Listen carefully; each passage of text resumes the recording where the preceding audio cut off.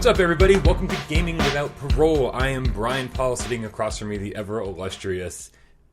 Yeah. Oh, I remember the illustrious part. Yeah. I forgot your name. Yeah. Mike Zeller.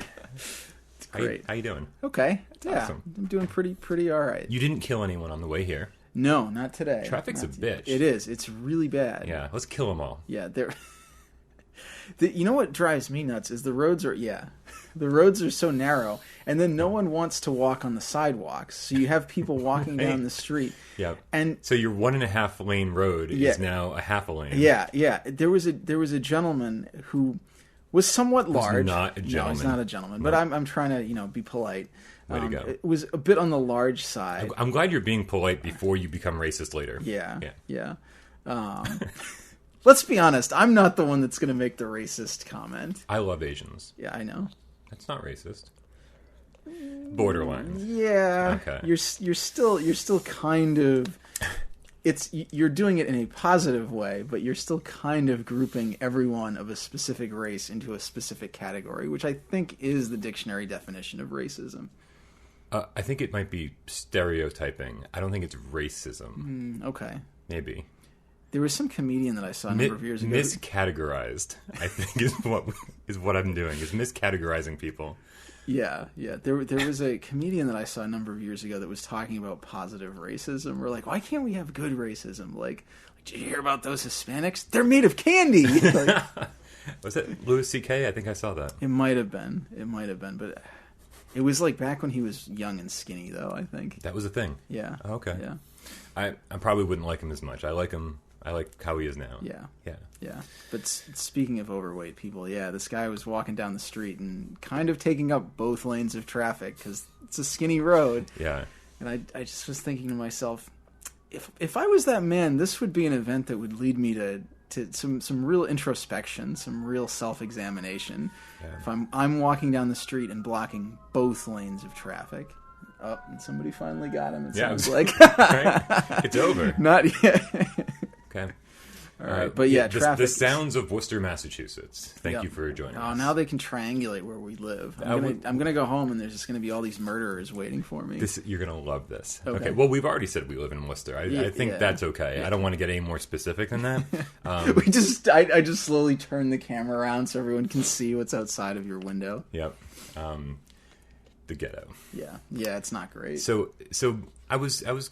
No one really watches this yet, but I was sort of thinking ahead in the future. Yeah. I had to do some editing to last week's podcast, or 2 weeks ago podcast, because... Yeah, sorry about that, everyone. Yeah, for the 4 people that watched. Where is it? So I had to do some editing because I realized that it would be kind of too easy to find out personal information about me based on the NIS... The receipt or the email that I posted. So I had to go back and edit out the order number. And I was like, wow, it's really easy to find my address with very little work. So I started doing social media editing. Like I went on my Facebook and removed like all information. all of the pictures of you directly injecting needle drugs into yourself. No, that's totally public public domain. You can look at those all you want. But I started really editing my social media. I was like, well, let me see where my name pops up or like how my name pops up in different settings. So I started Googling different things. And this is my favorite. This is the best ever. I searched for Bryan Paul without parole on Google. And this is the greatest thing of all time. A shit ton of pictures popped up of like all of these criminals like holding signs and stuff with the numbers. And just like all these convicted criminals that are in prison life without parole. And in the middle of all of them is my Twitter photograph. It's like, oh no. I never thought that this might happen. Yeah. Like I'm going to be confused with a bunch of convicted criminals. And your Twitter photograph just happens to be from a police lineup. So don't ask me how I got there. Yeah. But, so that was that. I thought that was hilarious. Nice. Mike, what do we do here on Gaming Without Parole? Other Not than much. Talk about explicit things that shouldn't be talked about. Which we don't actually do too much. I mean, I've listened to some other podcasts that have gone in some dark places. Yeah. I mean, we make jokes about how grody we are, but with a few exceptions, we haven't said anything really offensive yet. We're working on it. We're getting there. We Give us some time. got to ramp up to it. You know. Yep. Yeah. We... I was like, other than the death threats I make towards the Last Guardian developers, other than that, I think we're okay. Oh man, now I'm picturing us in one of those like those terrorist videos with like the flags up behind us and the ski masks on, like holding up signs. Awesome! I can't wait. Without parole, yeah. Come watch us on YouTube. That's the thing, you know. Everyone. That's how you get popular. Is you just say something really, really offensive, and then you get attention. I thought that we had to make a stupid video about a cat, and then people would come to our channel. Well, there's that too. Yeah, offensive or cats, but you do not want to put those two things together. That will not make you as popular. That does not double your popularity. No, I've got a story about that I can't tell anyone. Oh man. Yeah, I said the wrong thing to the wrong person the other day. And I was like, really? Motherfucker. Yeah. Oopsie daisy. Yeah, don't tell embarrassing cat stories to veterinarians. Oh yeah. But other than that, we just talk about video games and shit. We do, and I think we try to talk about how we balance or don't balance our normal everyday lives. Allegedly, with this crippling affliction. Yeah. Allegedly, it's a losing battle. We're just circling the drain. Yeah, which I'm okay with. Yeah, I'm a little less so, but I don't know. I'll be there eventually, I'm sure. Mike, I picked up a bunch of random shit this week. Yeah, it sounded like it. And one of them that I didn't even know about till maybe a year or two ago when the Angry Video Game Nerd did a video about Bioforce Ape. Do you know this game? Oh, yeah. So it's like the late NES game that never actually came out, but actually had advertisements and everything. Yeah, and there was a weird story about that where somebody claimed that they had a ROM and made all these like fake pictures from it and stuff. Yes. But AVGN had a there is a ROM now. Yeah. It was eventually found. And so I've been kind of like, you know, curiously looking for it on occasion. You know, I mean, of course you can just download it. Yeah. But I think it's more fun to have like a reproduction cartridge. Yeah. And so I've been keeping an eye out for it. Like maybe like when I first heard about it, there was one for like $150 or something on eBay, and I was like, no way, man, no way. But then I was on a buying spree last week, and I saw one, and I hadn't seen it in a long time. It's like $45, $50. Oh, nice. And I was like, that's not too bad for a repro. Any repro at that price is pretty decent, because you know it's not like a big corporation making these things. It's just people that love doing this. Yeah, and they're usually making it from like parts too. You know, it's kind of like a limited quantity of those things, as I understood it. So it's on its way here. Cool. And the videos I've seen of it are really cool. It's got some amazing animation for the NES. Yeah, it's a weird game. Yeah. I think I even have an advertisement in an old Electronic Gaming Monthly of it. Shit, I need to grab that magazine. I have a new segment for us this week. Oh, nice. Yeah. Okay. Have you played the ROM of it? Have you actually? No, not at all. No, but I've watched gameplay footage. Yeah, it's weird. It's like a kind of. It's almost like Sonic the Hedgehog meets pro wrestling. Yeah. Because you're either just barreling through these tunnels and platforms and stuff, or you're like grappling with weird hybrid animal men. It's very strange. It's a very weird game. Yeah. I'm excited. Yeah, and you probably should be. It's I don't know if it's necessarily good, but it's a pretty unique NES experience. Yeah. Yeah, I mean, I'm not looking for it to be the greatest game of all time. No. Probably a reason it didn't come out. I mean, you know, other than that, it was at the very tail end of the NES lifespan. But whatever. What have you been playing this week? So coming off of my Danganronpa depression, my Danganpression. No, that doesn't really work. Depression Rampa? No. No. I decided I needed something to lift my spirits up, so I thought. Masturbation. I'm gonna. Well, yeah. It but helps. Anyway, after that, hookers, cocaine. Oh, all right. But after all of that, I thought, you know, I need a real pick me up video game. So I started playing Spec Ops: The Line. Which What is wrong with you? I know. What is wrong with I don't you? know. We got it at work, and I was like, oh, I heard good things about this. Yeah, we talked about it on the podcast. We did, and it's man, is that a real downer? Yeah, how far are you into it? I'm done. I finished it. Wow. Yeah. Because it starts off like a generic military shooter. Yeah, You're like, this isn't special. Yeah. And then it gets special real fast. Yeah. It does not take very long for that game to kind of... When a game gives you options and neither one of them makes you feel very good. Yeah. Well, and I was thinking, I've been trying to come up with for like 2 weeks now ways that I can talk about this game on the podcast without spoiling everything, and there's not really. So no. I mean, you got to be intentionally vague about certain things. Yeah. It's just a mind fuck. That's all I can say about that. It really game. is, and it. Well, okay, so you start off fighting against these like Middle Eastern, terrorist kind of guys, right. And then very quickly you realize they are not like the enemy. The balance is not, and I don't think it's giving too much away. You can just edit this out if you think I'm spoiling the whole game. To say like you end up fighting against other U.S. soldiers like really quickly, and we're back. Damn it! No, I think that's pretty early. It's pretty early on, yeah. And I was really shocked at how much of like a social norm violation that felt like. Like I felt uncomfortable doing that, even though within the context of the game, it's like sort of justified, but I mean, they're dressed like contemporary, U.S. soldiers. You're fighting them in, in the Middle East.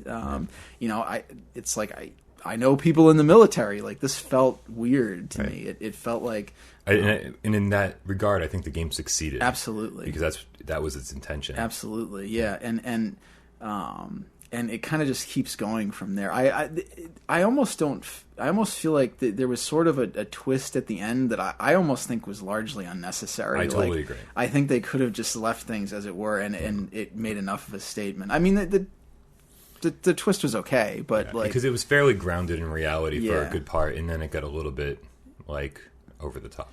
Yeah, but it's fine. It's a video game at its heart. So yeah, And I wonder if actually the twist was in a way to mitigate some of the themes a little bit, Maybe. like to take some of the edge off. Yeah. But I think, one thing that I liked is the way that when your character is injured in story sequences, anyways, he carries that injury for the rest of the game. It's not like you have a cutscene and then you're back to normal. Like, your guy gets a cut on his head when he falls out a window, and like at the end of the game, he still has that same cut, in that same place. And just the way that over the course of the game, both physically and emotionally, like your character is really beaten down and by the, twists and turns of the plot.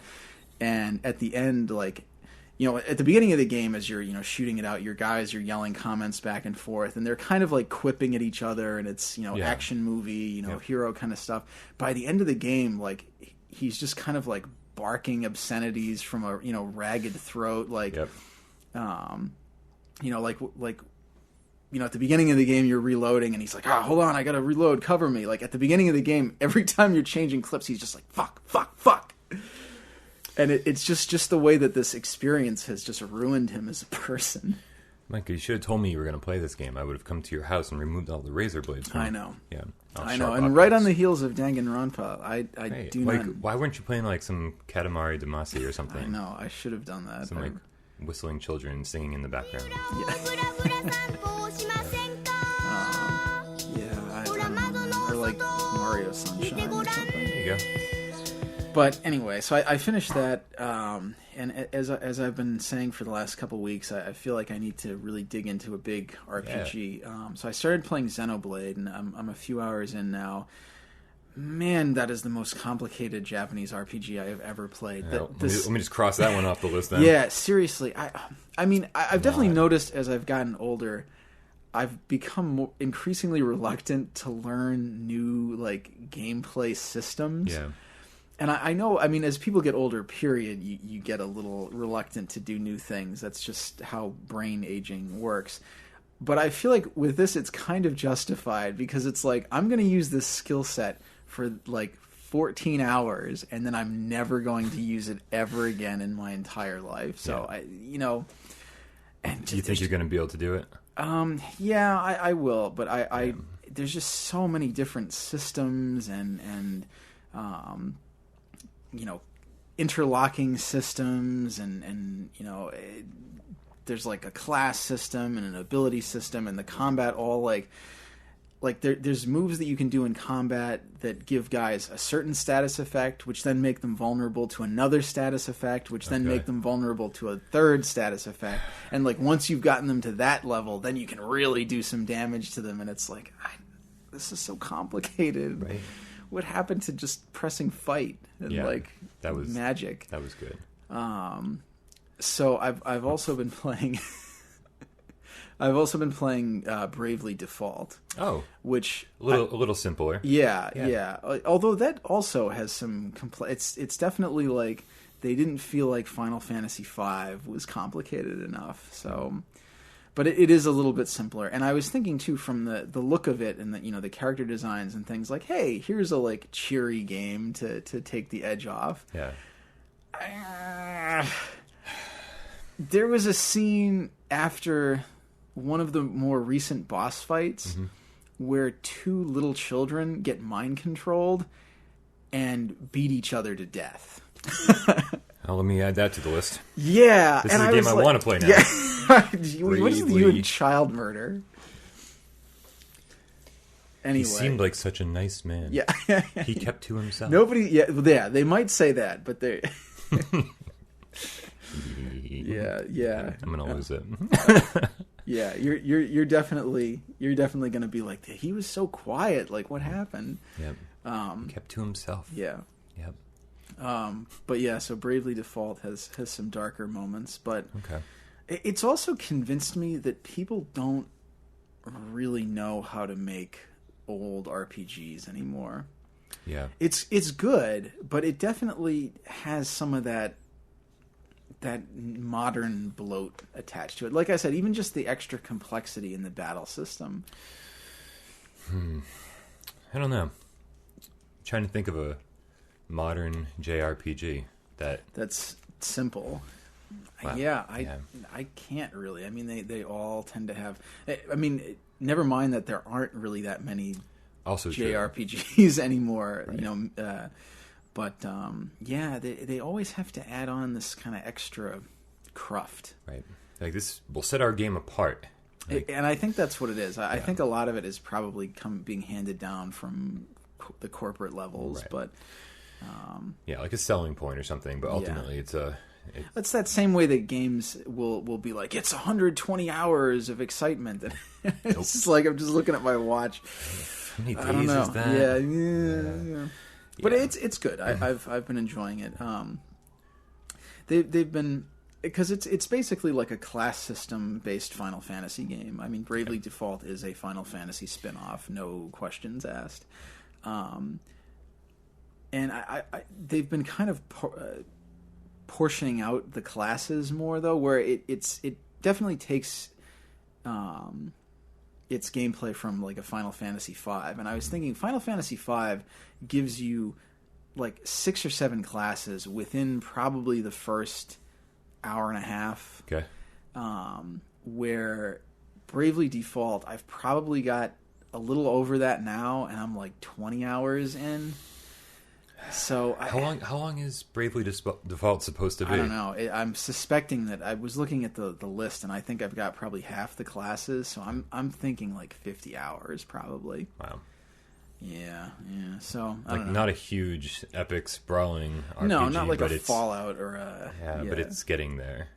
It's kind of that mid-tier, not sure if you want to get into it kind of thing. Yeah, but I'm pretty deep in, and I'm enjoying myself, so I'll finish it. So yeah, that's what I've been up to. Mike, I've been trying to get through the Gargoyles Quest games. Yeah, man, and I sent you a text earlier last week saying that this was a venture I was embarking on. Yeah, and I got through the Game Boy, the original Game Boy one, the first one, Gargoyles Quest, and wow. Like, that is some old school, hardcore, like, memorization. You need to know where enemies are. You need to know their attack patterns. You need to... this crazy thing goes on where it's like, if you jump and you attach to a wall, but there's spikes above you, you can't just drop off the wall. You have to jump off the wall and hit the spikes. So you hit the spikes. So you're sitting there going, "Oh no, I'm about to take a hit, and there's nothing I can do about it." Yeah. Luckily, they fixed that in the second one. But man, it's just it. I looked online. They're like, if you blast through this game from start to finish, you can do it in an hour and a half. So 7 hours later, I'm like, this is driving me insane. Yeah. Like, I would rage quit and then give myself like 10, 15 minutes, and I'd be like, I need to go back to it. Yeah. It was like an addiction. It was like, oh my God, this is so frustrating. I can't do it. And then you go back to it, and you're like, wait, I got this. Yeah.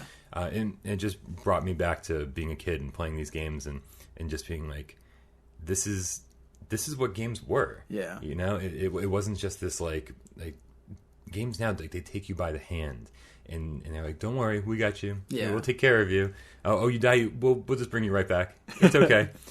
This, not at all. Yeah. So, and it was one of the very first levels, the very first towers you get into that made me realize like just how hardcore this was. Because I probably walked 10 steps in and died. And the next time was like 20 steps in and died. That's like I want to be the guy kind of shit. Right. So it just I was like, oh my God, I'm so bad at this game. And then I realized the game was like teaching me how to play it. And I was getting better. And every time I played it, I got a little bit further, a little bit further, a little bit further. And I was like, and then if I died, I started being like, oh, that was totally my fault. I forgot that guy was going to be there. Yeah. And then you start exploiting the limitations of the Game Boy. You're like, well, if I can't see the top of that character, then he can't shoot me. Yeah. Because the Game Boy doesn't have enough RAM to let that happen. And you start exploiting those kind of things. So you jump up and shoot, and then you drop back down so he can't shoot you. And I'm like, I've figured this game out. And of course, I died 20 more times. Yeah. And then, of course, you know, the NES just takes it to another level. And then the Super Nintendo one I just started. So I'm really excited to get through this series because it's... we've talked before about how, you know, I didn't play Mega Man growing up. I didn't play Castlevania growing up, so I don't have these like, you know, these reaction times. Like I'm not trained in the old NES game school. Yeah. I've played most of those. When you sent me the text and you're like, yeah, on a difficulty scale, I'd give it like a 6.5 or 7. I almost sent you a text back saying, what the fuck is a 10? So what the fuck is a 10? That would be like I Want to Be the Guy or like Battle Kid and the Fortress of Peril or Evil or something. Yeah. Those games where like But those are both newer. Those are like inspired by old games. Yeah, let me think of what would be an old 10. I don't know. Maybe like Monster Party or something. Yeah. Yeah, because like the Gargoyles Quest games are hard, but I would definitely rank like Ninja Gaiden as tougher than that. Yeah. Or like I mean, I knew they weren't 10s, but I was thinking, you know, like 8.5 kind of thing. I was like, this is really testing me. Yeah, I don't know. I feel like that Mega Mans or Castlevanias are a little bit harder. Yeah. Maybe I'm just working my way up to them. There you go. Yeah. There you go. Training myself. They're tough, and they have some nasty moments too. I remember when I played the Nintendo one, Gargoyles Quest 2, the first couple levels of that are not so bad. Nope. You can kind of burn through those, and then you get to like the forest with all the plants and the spikes, and suddenly it's like the gloves just came off. Yeah. I do think that the second game, the NES one, gives you a little bit more room to breathe. Yeah. The Game Boy one is, I think, so far the hardest. Yeah, I think that's probably true with the Super Nintendo one is a little bit easier than that too. The beginning's rough. You got to get some of the like health upgrades and some of the extra moves and stuff, and then it gets easier. From the get-go, I just felt Firebrand in the Game Boy and NES one, he just moves so slowly, and I think they addressed that in the Super Nintendo one. He kind of waddles like he's got a dump in his pants or something. or like one of those like super strong guys at the gym. Like he's can't put his arms down. The old timey lifters with the yeah, totally. Yeah, and but I definitely feel more agile already in the Super Nintendo one. I was worried when I started it that because I jumped up and I could fly forever, which you have to upgrade that in the original two games. I'm worried that it was going to be like a Symphony of the Night thing. Oh, they take your powers away. Exactly. You start off super powerful, and then, oh no, I'm starting from scratch again. And if that happens, I'm not going to be happy. The best part about the Super Nintendo one too, the Nintendo one is a pretty traditional, like, kind of action RPG. Yeah. It's just set in the underworld. Yeah. Where the Super Nintendo one, the story is pretty great, because the story was, like, Firebrand, he was the bad guy, and like somebody else stood up to him and like sealed him away, and that guy's the hero, and so like now you're kind of the villain breaking out and going back to your evil ways. And it's funny because every time you meet characters, they're always like talking about you as like, that Firebrand, what an asshole. And if they figure out that it's you, they like freak out. Oh, nice. Yeah. Nice. Immediately, like I said, I'm only a few minutes in, but immediately it feels more like a Ghosts and Goblins game. Yeah, It doesn't feel like either of the first two yet. Yeah, and it's pretty consistent like that. It's got more of that. If you play, say, a Super Ghosts and Goblins, or is it Super Ghouls and I think it's Super Ghouls and Ghosts. Ghouls and Ghosts. Yep. It's got that same visual style to it, which I love. That beautiful. You know, considering that game was one of the like first Super Nintendo games. Yeah. That's still a great looking game. Like right off the bat, like you're walking and like the mountain gets big in front of you. It's like the game is terraforming. Yeah. It's like, what's going on? Yeah. I remember when I was trying to decide whether I should buy a Genesis or a Super Nintendo, I made the wrong choice. Right, and I loved my Genesis, but man, the Super Nintendo would have been a much better choice for me. So I remember the guy at the game store showing me Ghosts and Goblins on Genesis, which was at that point probably 3 or 4 years old, and then Super Ghouls and Ghosts on the Super Nintendo. He's trying to compare these as if like they have any relevance to my decision making, and I'm like, yeah, it's great. I'm like, but that one has Sonic. Yeah. Brian, 14-year-old Brian, what are you doing? Yeah. Oh, Sonic. Even back then, he was leading us astray. He was. I liked Sonic when I was a kid, but those games did not age very well. Yeah, it's a shame. Yeah. Mario World holds up. Sonic does not. I'm sure there are a number of Sega fans though out there that are flipping out now hearing you say that, but they don't. They really don't. Like it's fine. It's fine. Like I mean, they're very straightforward platforming games, but you know, Sonic is all about speed. Yeah. But the best parts of Sonic games were like the exploration parts. I didn't really care about going fast. Every time I went really fast through a part, I'd have to like backtrack. I'd backtrack and be like, what did I just miss? Yeah. You know? So it's like, well, that was kind of pointless. Why did I speed through it if I was just going to backtrack anyway? But whatever. That's a whole different topic, I think. We'll have a whole episode about that. Mike, I want to play a game. Okay. Which means I have to edit this out for a second. We'll be back in just 1 second. Right. And we're back. Mike has commented multiple times that when he comes over, there's always electronic gaming monthlies scattered throughout my bathroom. Yeah. It's the perfect bathroom reading. Yeah. And I cherish these more than anything. So maybe the bathroom floor isn't the best place for them. Well, because they're right under your towel, so every time I wash my hands in your bathroom, I'm like, I'm dripping onto his treasured possessions. Yeah, don't do that. So I was flipping through this magazine. I just grabbed random ones, you know, and just go back and go back in time a little bit when I do this, which is awesome. And I wish I'd marked these pages down, but there's a game I want to play, and the game is that I'm going to read a video game description to you. Okay.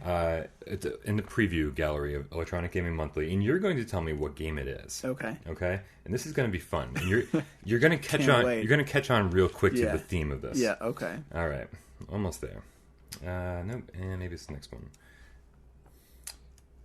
Maybe I'll edit this whole thing out. And we're back.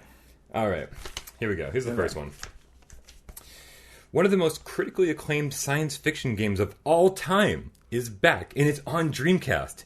Yay! Exclamation point. Use psychic powers, or don't spoil sport. Hack security systems, create, modify, and repair weapons. Do it all, hotshot, because this sexy little number is coming your way shortly. A touch of aliens with a dash of doom should make blah blah blah. This classic a standout this fall is a Dreamcast game. It's Choo Choo Rocket.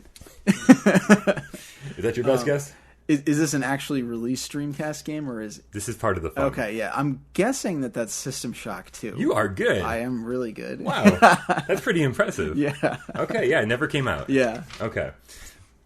Well, I'm ruining this. No. That was totally a guess. It's totally fine. I'm ruining this segment for us. No, that's great. It's like I'm glad you caught on so quickly. Okay, this one is an N64 game. Okay. All right.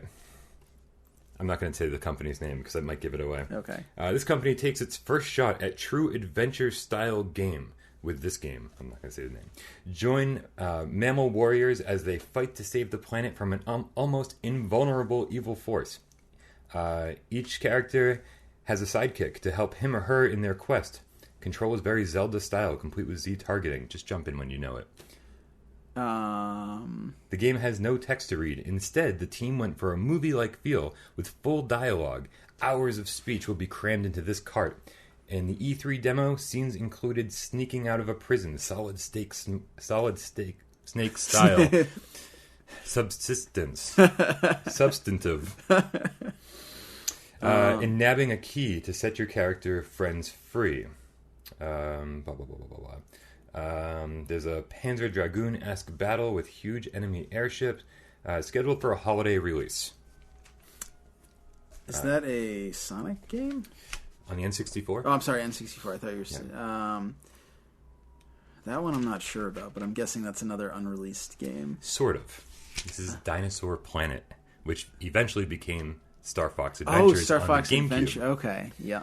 Yep, very strange. I love that one. I got another one. This is going to be good. All right. Actually, I got two more, I think, in this entire magazine. Oh, here we go. Another N64 game. Okay. We promised you more info on this game after E3, and here it is. This 3D action-adventure game. The name of the game is Time Travel. As you traverse various eras, you will get used to everything from medieval swords to modern military hardware. It'll be full of eerie animated cutscenes. Look for it later this year. The only time travel game I can think of is Time Splitters. Nope. It's Eternal Darkness on the N64. Oh, okay. Yeah, that would have been my next guess. All right, now I got a PS2 one. All right. This is great. All right. The real showing forever. The real showing for this game was at E3 behind closed doors. The team has created a world with a fully functioning ecosystem. If you build a factory that uses a lot of wood, certain areas will suffer from deforestation and all the problems that result from it. The basic point is that every action has a realistic reaction within the virtual world. This game is going to be a real treat. It's got to be some kind of Peter Molyneux thing. It's not. Don't go down that road. Okay. Although I can go back to another game that he's interested in, he's part of. So it was a PS2 game? Yeah. Is that Dark Cloud? It's not. Yeah. It's Oddworld, Munch's Odyssey. Oh, okay. Which, if you remember, this is when they jumped ship to Xbox and yeah. sealed their fate. No one played their games ever again. Yeah. Which I eventually played Munch's Odyssey, and none of that sounds accurate. No, well, that's why I was thinking about one of the Oddworld games when you mentioned the environmental thing, because that's always been one of their themes. But yeah, I didn't think that was ever actually incorporated into. I'm assuming this is Peter Molyneux. The game takes place in Eden. This is Dreamcast. Okay. You attempt to take your tribe to greater heights than your opponent's clan. Choose from existing tribes modeled after Aztec, Japanese, African, Tibetan, Egyptian, and Zulu civilizations. Sega picked up the publishing duties for this game themselves. The release date is undecided, but Lionhead says sometime this year. Is that what's that name? Gods or Black and White? Black and White. Yeah. Basically, what I wanted to say about this issue of Electronic Gaming Monthly is that it's the most misleading issue of all time. Because I couldn't believe it. I was flipping through going, that never happened. That never happened. There's even another one that I'd never even heard of for the Dreamcast that looked like it was going to be great. I don't know if I can pronounce it. It's called, it begins with an A. It's like a first-person... D2. D2's in here. But that was a little easier to pronounce. I love these magazines. I'm going to rip it in half, though, in a second. System Shock. Yeah, I'm trying to remember when I started subscribing to... Architera, The Dark Brotherhood. Oh, okay. Which looks like a great game. First-person RPG, like think it'd be pushing the Dreamcast to its limits. Never came out.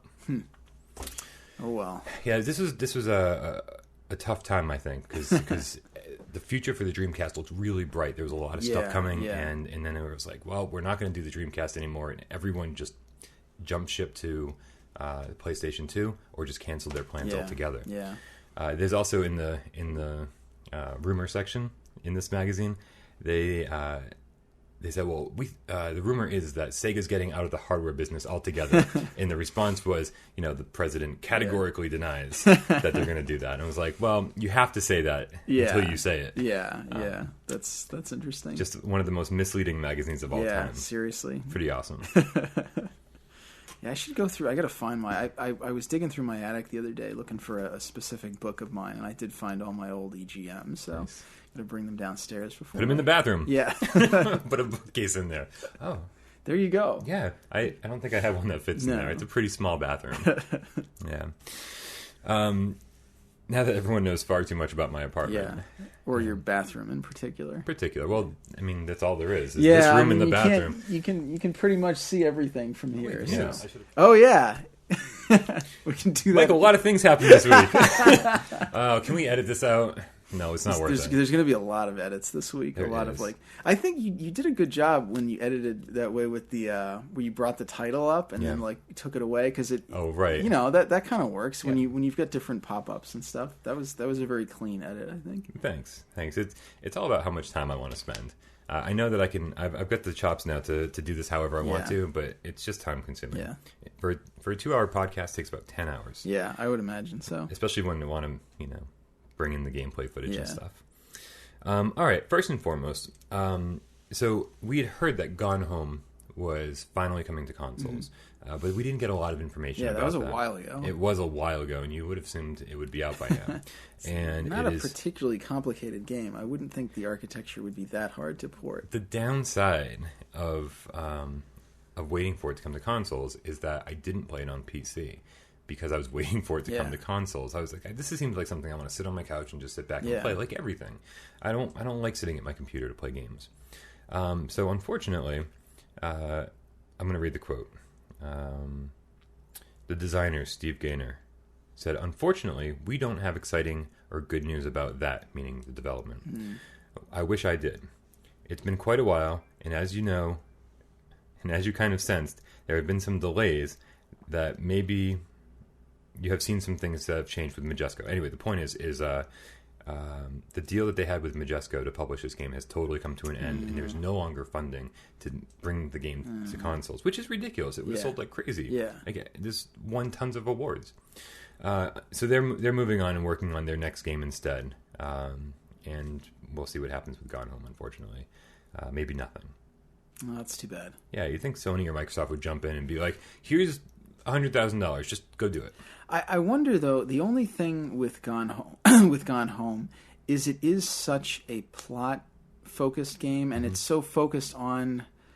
I don't want to say a twist because that makes it sound like an M. Night Shyamalan kind of thing. Yeah, but and it's not. It's more the reveal of the plot is the meat and potatoes because the game is just kind of walking around and clicking on things. Right. It's very almost like proto Myst. Like there's not even a lot of real puzzles and stuff. Right.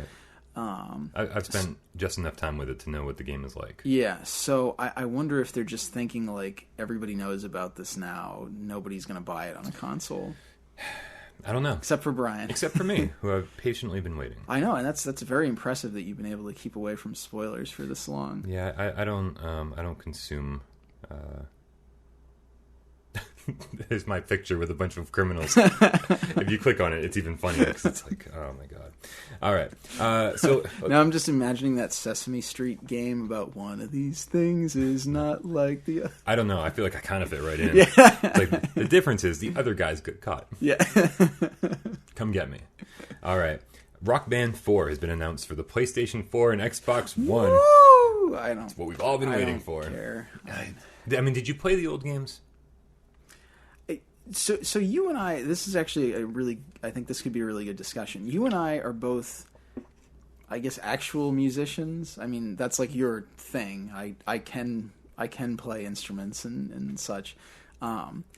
the idea of like wailing on a plastic guitar with no actual strings just seems so lame. Like I've never been able to think the amount of time that I'm devoting getting fake good at these songs. If I put that same effort into like a real guitar, I'd be actually good at playing real music. Okay, so ever since the first Guitar Hero came out, and I got that game very early on. It was a really interesting concept, right, anyways. Yeah, right. It got too big and got kind of out of control. But that first game, I had so much fun with because it felt. I mean, it felt like I was playing a game, but just with a different input method. Yeah. But everybody I lived with at that point said, well, why doesn't it teach you how to play guitar? I was like, because that's not what it's doing. Yeah. It's trying to be a fun game with a different peripheral. Yeah, it's like Simon, but with a guitar. Pretty much. But no one could wrap their head around the fact that, well, why am I playing this game if it's not teaching me to play real guitar? I was like, because that's not what it's doing. Like, and I got that reaction from a lot of different people. So, but I had fun with it. And being I wasn't the only musician in the household, but I mean, I can separate playing guitar and playing Guitar Hero. So let's go back a little bit. Rock Band, I think, is when it really exploded. Rock Band gave you all the peripherals. It was like, here's a guitar and a bass and drums and a microphone, and let's do this as a band. And it became like the ultimate party game. But I gotta say, I've never participated in a Rock Band session. Like, I know how it works. I just don't care to play with other people ever. Did you ever get into it at all? No, I've really only played it a couple times because the idea just seemed so like off-putting to me. And it's so I can understand if you have no musical aptitude and like this is your way of getting into that. Like, okay, that's fine. Like I can understand other people having fun. But for me, some of these songs are really hard to play, on these fake instruments. And I just think to myself, again, if I put this much effort into a real guitar, I could play this song for real, and then I could use these skills in other contexts where, like, being good at Guitar Hero, you're good at Guitar Hero, you know? Well, being good at guitar, you're only good at guitar. But there's so much more that you can do with that. Right, you don't have to download songs to play along to. Exactly. Yeah.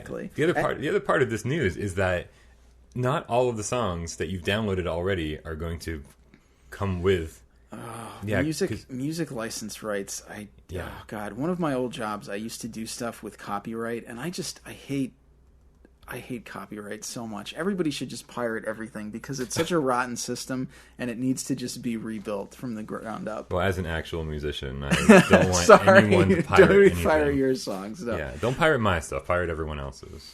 But how much as a smaller artist, how much do you think pirating hurts you versus like the mega? I mean, how many more people pirate like Katy Perry than pirate like? Well, of course. Yeah. Of course, but I think people who pirate everything. So, yeah, it doesn't hurt Katy Perry that much, but it hurts the little guys a lot. See, I think you and I are like just part of a different generation. Anybody who's maybe 25 or younger at this point has probably never paid for music in their life. I'm older than 25, right? That's what I'm saying. Yeah. Have you never paid for music in your life? No. I thought you were going to say you and I were split. No. You and I are. I think of an older generation where we grew up. We bought. I don't know if you bought cassette tapes when. Oh yeah, a couple. Yeah. But then CDs and everything. Like I rolled with the punches and I bought everything. And even when like was it Napster? Napster. That's what it was. The little face. When that came out, like I still didn't download music for free. Like I think I've always felt like it's stealing, which it is. Yeah. But now it's like. Anybody I talk to under 25, which is pretty much everyone I talk to, they all say the same thing. They're like, "Oh, I don't pay for music." I was like, "Well, that's fucking ridiculous." It's this entitlement thing where people think they should get everything for free. Yeah. So, fuck it. I just don't understand. I don't know if there's been enough time between the last Rock Band and this Rock Band for anyone to care. Yeah. I think that craze is over, and I think they might struggle quite a bit trying to push it onto the new systems. Yeah, I haven't really heard much, but then again, maybe it's because I just tune out when I start seeing these kind of stories. But I haven't really heard much about the music genre for a while. Yeah, because no one cares anymore. Yeah. Yeah. It's kind of a fad. Okay, I know you're going to hate this one. Okay. Which is the only reason I'm bringing it up. Awesome. Microsoft is finally taking advantage of... its customers directly. Not finally. They've been doing that. They...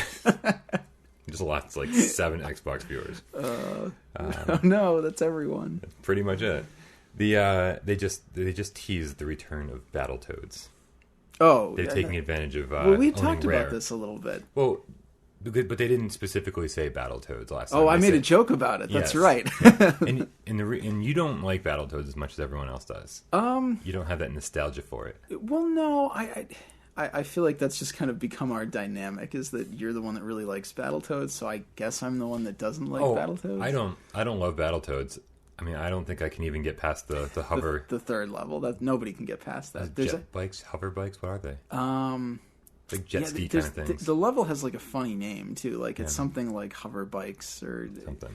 And yeah, I can't even beat that section. Which nobody makes, can. which There's makes no me- game after that. They just stopped. Like, It's a kill screen. yeah.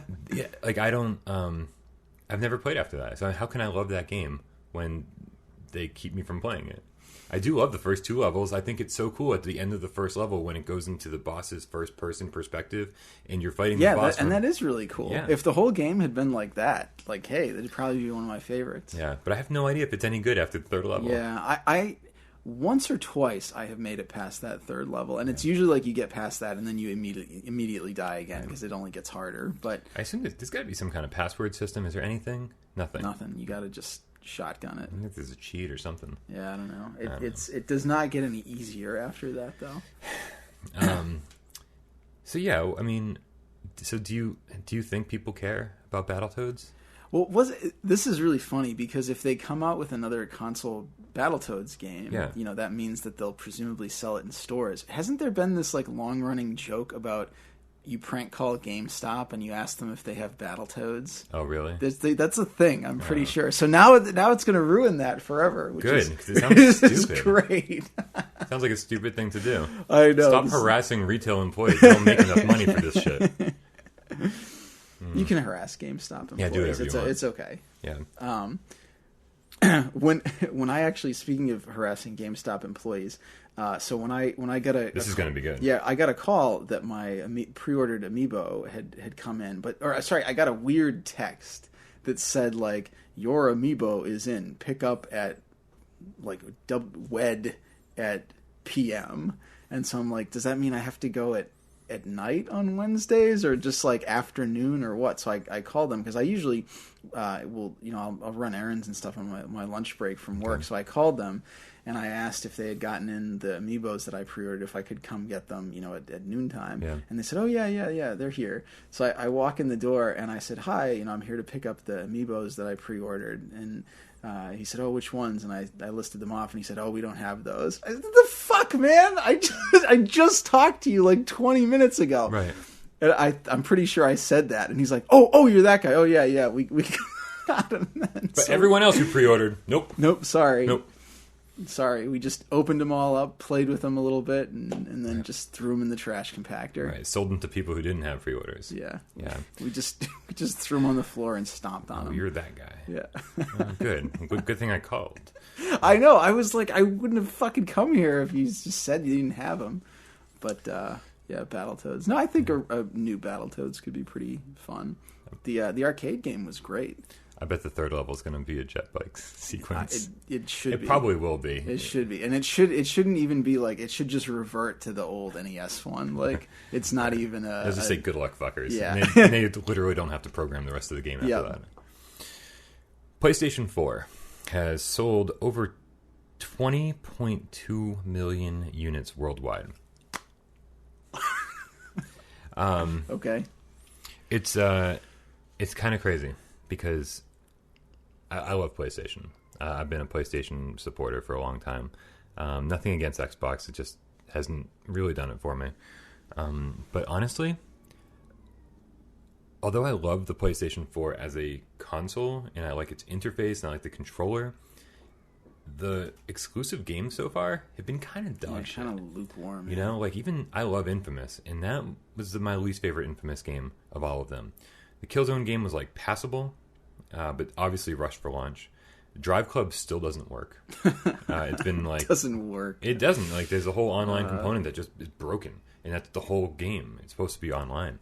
And you know, in Battletoads, there's actually a glitch that you can't finish the game with 2 players. What? Yeah, it'll just lock up. I don't remember where, because again, nobody can get past the 3rd level, and you can get to the 3rd level with 2 players. Right. So no one ever experienced the glitch. Yeah, it's just rumored. But as far as PlayStation goes, I mean, The Order just came out. That was supposed to be the big thing. And with the exception of Bloodborne coming out in another 2 weeks or 1 week or something, it's there's really nothing in terms of like real exclusives outside of maybe some cool indie games that really sets it apart from the Xbox One. I'm sort of confused as to why it's gotten this popular. It's just because people buy new things, you know. But what I should have said was that compared to like the Xbox One sales, there's a really big difference in numbers. Yeah, yeah, and actually, there's been even like the analysts come out of the woodwork and they're like, oh, by the end of 2016, PlayStation 4 is going to outsell this by this much and blah blah blah. And it's a pretty big gap. Yeah, I mean, I will say that everybody that I know that has an Xbox One kind of bitches about it, including people that really like my brother is a pretty big Xbox fan, and he has not really said anything good about his Xbox One. Yeah, I thought I was in the minority on that, and but I've only turned it on like 5 times, and I've had it for like 4 months. Yeah, it's been a while now. Yeah, you bought it back around Christmas time, right? Yeah, Black Friday. Yeah. Yep. Not a fan, but I feel like with just a few firmware upgrades or updates, I think they'll figure their shit out. We're still in the infancy of the life cycle, so we'll see what happens. But I thought 20 million units is kind of out of control for this period of time. Yeah, just over a year. I don't know, and it's not even like the PS3 where it had a built-in Blu-ray player or anything. Like it's just kind of and that didn't even sell the PS3. Yeah, because that was I guess just too expensive for everybody. That was it $600? Yeah. I think Sony learned a few hard lessons during the last 8 years. I think so too. Yeah. Yeah. Speaking of Sony not learning anything, so Project Morpheus, their VR project, is apparently coming to retail. Yeah. No, I mean it's. So it's testing really well. People are responding very well to it. Not quite at the level of Oculus, but I mean, Oculus is running on high-end PCs, and from all reports,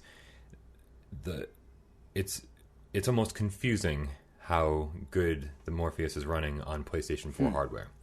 So I'm kind of interested to see what the price point's going to be, because if I can hang out and sit on my couch and play some VR with a headset on for like, I don't know, $200, I might be into it. But I think it's going to be a lot more than that.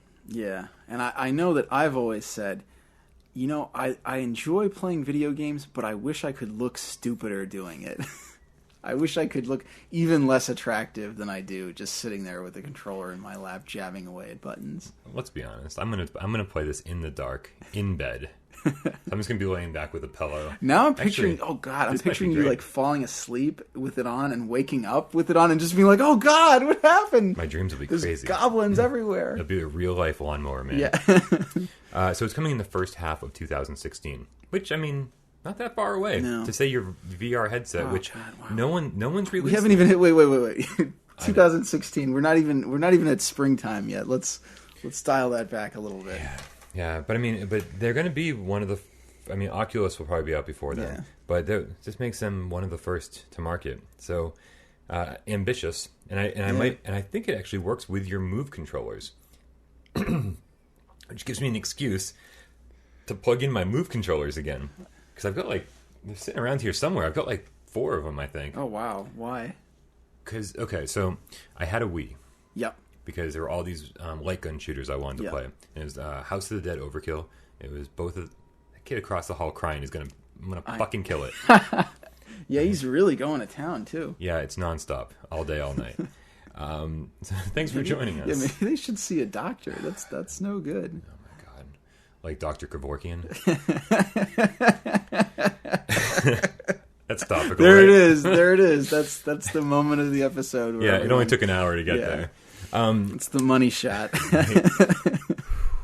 Yeah, People but euthanizing their children. so I had a Wii. Let's get back on topic fast. I had a Wii, and for all the light gun games, and all the light gun games I wanted to play, They all got ported. they all got ported, and I was like, oh, cool! I can play these. With more. The move controllers are actually really good as far as accuracy they're is not concerned. bad. I have one of them. Yeah, well, that's all you need. And I really thought that they were going to do some cool stuff with it. Sorcery looked amazing when it was previewed, but then it turned into something kind of crappy. Medieval moves looked cool. There's a lot of good stuff, and I was super excited for it. Basically because it allowed me to sell my Wii and all my stuff in preparation for the move, which of course I bought a Wii again anyway. I don't know. So I have all these move controllers, and apparently you can use them with the Morpheus to kind of, here's your hand and here's what you're doing, and you've got two stupid little light bulbs on each one. So now I'm just picturing. So you're looking through a headset, so nobody else can see what you're seeing, Right. and you're sitting there. Holding, just going like this. Yeah, two very vibrator-looking. Yeah. Oh, yeah. peripherals. I mean, the Wiimote looks like a remote control. The PlayStation Move controller looks like a dildo. It does. Well, Well, not a dildo. I think a vibrator's okay. more accurate. All right. Yeah. Not that I've. So Stephen King was Known vibrator enthusiast Stephen Right. King. Oh man, can't win this week. Okay, so the director, Cary Fukunaga, for the new version of Stephen King's It. Now I'm just picturing any interview with Stephen King now. I'm just going to hear in the background. I'm just very low and like it's never acknowledged. Like, me. Not that you're watching, but I'm really sorry. So Keep going. I'll be fine. yeah, we'll see. So they're looking for the perfect Pennywise for the Stephen King's It remake. They had one. It was Tim Curry? Tim Curry. He was pretty awesome. Like, Yeah, but you know what? I want this to be the scariest fucking movie of all time, because when I was 12 years old, this movie scared me for the next 20 years of my life. Like, even to this day, if I'm laying in bed, that's true. Yeah, you're still afraid of clowns. like if my brain's in overload mode, I can totally just picture Stephen King with a vibrator. With a vibrator. God damn it! I can picture. Hey, Bryan. Would you like a balloon? Yeah. Everyone vibrates down here, Bryan. So yeah, it scared me. I can still picture Pennywise the clown in my apartment if I'm having a rough night, and it just makes it even worse. Yeah. Probably the scariest thing and I watched it recently, and I was really disappointed because I thought it was going to hold up for some reason. Because I'd watched it at various points throughout my life, and I was like, oh man, this still holds up, but it does not. So I want this to be the darkest, scariest fucking movie of all time. I want it to give me nightmares all over again, and I hope that whoever they find is amazing. Now, this was kind of a personal story because it's not video game related. That's okay. But it's pop culture related, right? Yeah. So, you made some references to Stephen King's It, so you've obviously seen the movie. I don't think I actually have. I think it's just cultural awareness. But we all float down Yeah, here. yeah. You just had that. Yeah. Okay. You're using those brain cells differently than I am. Well, I probably haven't murdered quite as many of mine. Okay. It's fair. Okay, so this I think this is the last news story. Okay, good, because I'm losing my shit. It's not. Oh. Ubisoft is developing a game that you'll never be able to play without. That's a good business decision. They're just gonna build it all, put it together, and then just throw it away. ... without a doctor's prescription. Interesting. Yeah, it's called Dig Rush, and you have to use an old school pair of the 3D glasses, like the cardboard ones, and it may help treat. Amblyopia. I'm gonna spell it because I can't pronounce it. Amblyopia. Okay. Amblyopia. Okay. Okay. Which so is a sight disorder that affects 3% of the Earth's populations. which like that doesn't sound like much, but then when you think that there's 7 billion people in the world, Right, it's a lot of people. That's a lot of people. But the problem is how many of those people play video games to the point that they want to play a game to help. You know, like, they're, can I just take a pill? yeah. No. So, you got to figure that they are getting some kind of government funding to do this. Oh, yeah. Because otherwise they wouldn't do it at Yeah, all. They're yeah. the Assassin's Creed people. They only care about money. And obviously, based on the last few Assassin's Creed games, not gamers. Yeah. Yeah. Nintendo of Japan has announced it's working on re-releasing 3 amiibos soon. Cool. Working on it. Can't they just hit a button? We just threw out the molds. We can't find them. The Villager, Little Mac, and Captain Falcon. Oh, no Marth. That's kind of surprising. Really strange. They're all coming to Japan in mid-May. Okay. Now, this is really fucking strange. They were asked why it's so hard to get more amiibos made. And they said it's a rather complex process. And They have to liquefy a whale several for every one.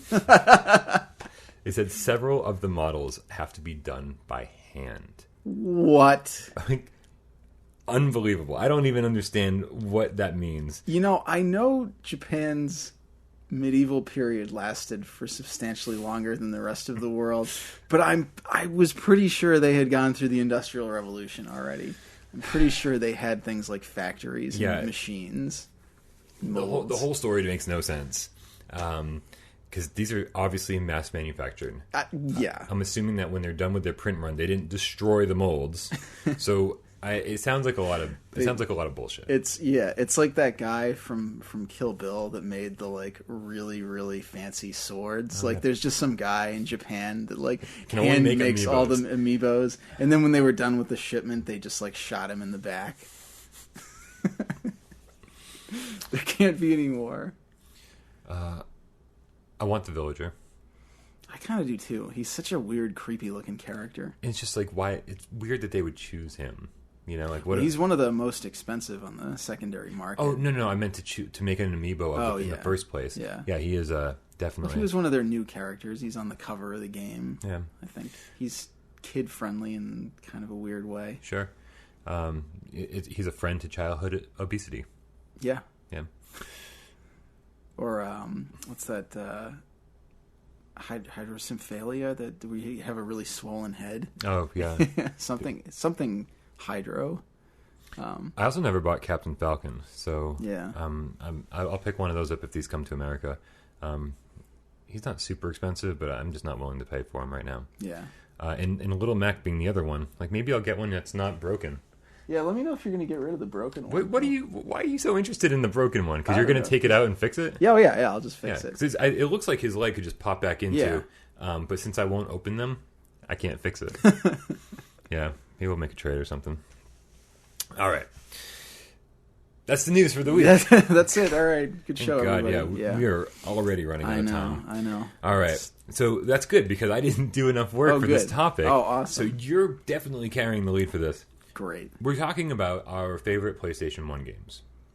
Now, there are, I think, certain games on the PlayStation 1 that everybody would put in their top 10, top 5 list. And that's what we're gonna give the people what they want. And that's the thing is like of the 2 games I have here, I only think one of mine belongs in everybody's top 5. I mean, pretty much everything. If you were an RPG gamer in the PS1 era, I would assume that all of these would be on your list. Yeah, and that was definitely the PlayStation 1 era was kind of the high point of playing RPGs for me, which is good because that's when all the rare stuff came out, I think. Right. Yeah, like I think that was it. Like the Super Nintendo and the PlayStation 1 era were absolutely the best time to be an RPG gamer. So why don't you tell us about one of your favorite PlayStation 1 games? So I want to make sure if I'm going to count down from 5 to 1, do we have enough time to cover all of that? I don't think so. We do. Okay. No. Let's go top 3 then. All right. That's perfect. So number 3 for me was Suikoden 2. I mean, that was... Which is interesting because I was a pretty savvy consumer in those days. I tended to research stuff a lot, and I waited for things to go down in price. But I impulse bought Suikoden 2. Like, I think I was in GameStop right around when it came out. They had one on the shelf, and I just looked at the cover, and I was like, "That looks like something I want to own." So you hadn't played the original Suikoden? No. Wow. No, I didn't. Impressive. Yeah. Well, I hadn't gotten a PlayStation until Final Fantasy VII came out. Yeah. So anything that was pre-Final Fantasy VII, so like Suikoden, Beyond the Beyond, that really early stuff, I didn't get into until later. Okay. I played Wild Arms, which I think came out right before Final Fantasy VII. But Wild Arms is so good, and it gets overlooked so often. Yeah, that is a really good game. The battle scenes have not aged very well, but... No. Oh well, can't win them all. But Suikoden 2 was just one of those games. I just liked the look of it. I bought it, and it was amazing. I mean, it was a really phenomenal game. It's one of those few games. I was looking it up for this podcast because it's kind of one of the classic, like, incredibly expensive games. For a long time, I think it was. Outside of special limited releases, I think it was like the most expensive, US PS1 game. Now that it took forever, but it finally is up on the PlayStation Network. And it doesn't really seem to have affected the price of hard copies much. That's what I was going to ask. It's still going for, when I looked, there was some pretty drastic back and forth in the prices, but it still looks like it's going for between $100 and $175 on the secondary. Yeah. Not that I want it, because I don't. It's not my kind of game. But wow. Yeah. Wow. That's crazy. I want to look back at this in a year and see if that's changed anything. Yeah, well, some other games, Valkyrie Profile is still pretty expensive, even though it got a physical re-release. Yeah, PSP, right? Yeah. Wow. It's just one of those games that it's a real classic, and it does things that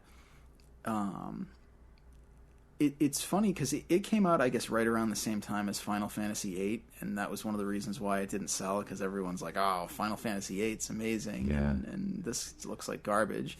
But it's a game that uses old style graphics and an old style structure to tell a very new story. I would actually say, from a mechanical perspective, that Suikoden 2 is a much more modern game than Final Fantasy VIII. Okay. Because it deals with a lot more complicated themes. It has some unusual, gameplay aspects to it. You can port your shit over from the last game, which, like, you can't. There's only a handful of games that have ever really allowed you to do something like that. Right, and that's pretty early. Yeah. In terms of allowing you to do that, because I guess the PlayStation 1 was one of the first with, like, any kind of memory card unit. Yeah, there were some PC games that let you do stuff like that, but even that was pretty limited. There's only a couple of those that I can think of. So Suikoden 2, it's really known for having, like, a ton of playable characters. Like, isn't it like 100 and how many? There's 108. Well, that's the Suikoden series is very, very loosely based off of this old Chinese novel called, like, the Tale of the Marsh or something like that, and there's 108 heroes in that. I think Tale of the Marsh or the Water Margin Tale or something like that. And so each of the games has 108 recruitable characters. They're not all necessarily playable. Like, some of them, usually about a quarter to a third of the way into the game, you get some kind of castle or fortress. Okay. And as you recruit more people, they kind of, like, set up shop in your castle. So some of them, will open shops, or they'll give you like extra option. You know, one of them will let you go into like the sound test mode or something like that. Okay. But then a lot of them are, you know, playable combatants, and even some of the shopkeepers you'll be able to use as combatants. Nice. And as the series went on, the non-playable characters you could have along as kind of like assists, and they'd give you certain boosts or like heal you after battle or something like that. Yeah. That's pretty cool. Yeah. Now, okay, so with my broken memory, maybe you can help me fix this. Is it? Why am I thinking this is a strategy RPG? Is it? So each of the Suikoden games have had 3 different types of combat. There's like regular RPG. I already don't like it. But no, go ahead. There's regular RPG style combat, which makes up the majority of the game. Pretty much every time you're getting in a fight, it's going to be this, you know, your party of 6 versus the enemy. You know, you input commands and magic and stuff. Every once in a while, there'll be one-on-one duels, which is usually like you confront this enemy general and like your hero has to step up and you fight a duel with him, which is kind of like a more involved version of rock, paper, scissors. Okay. The enemy will say something to you and you have to respond to his attack with the appropriate counterattack. So you'll have attack, defense, and like super attack. If they regular attack and you super attack, you'll like cancel them out of their attack. If they defend and you attack, regular attack, you'll do a little bit less damage. Yeah. If they super attack and you defend, you'll counter them for like a huge amount of damage. So you have to interpret what they're saying as to what their next move is going to be. So it's like the sword fighting in Secret of Monkey Island. Exactly. Perfect. Yeah, it is. Okay, so that's 2. What's the third type? And then the third one is the aforementioned strategy battles, which have always played out completely differently in every single game and are usually cool, but like not fun enough to base a whole game around. Like you're usually glad when they're done. And it's a small part of the game. Yeah. Okay. It's there's probably about as many of them as there are duels. You know, usually towards the end of the game there'll be a few like you have to conquer these cities, and so you'll have to like. That's interesting because I think I always thought of the Suikoden games as strategy RPGs, and it sounds like it's a very small part of the game. Yeah. Yeah, I mean, it's all about a war, and usually in each of the games, one of the most important things you have to do is recruit a strategist who then, you know, orchestrates all of your plans. You know, they'll be kind of the voice of the menu in the strategy battles. You know, they kind of direct the rest of the flow of the game. So, I would say maybe I should look into it, but yeah, I don't have anything else to do. Yeah, you know, and it's a pretty big investment, and at least the first 3 games, like you really kind of want to play all 3 of them because the first 3 do kind of create this trilogy in a way. Okay, I'm not going to do it then. Thank you for helping me out on that. I can't. I mean, they're great, and if you're an RPG enthusiast, I mean. These are one of the few really expensive games that I feel like are kind of worth the price of admission. Yeah.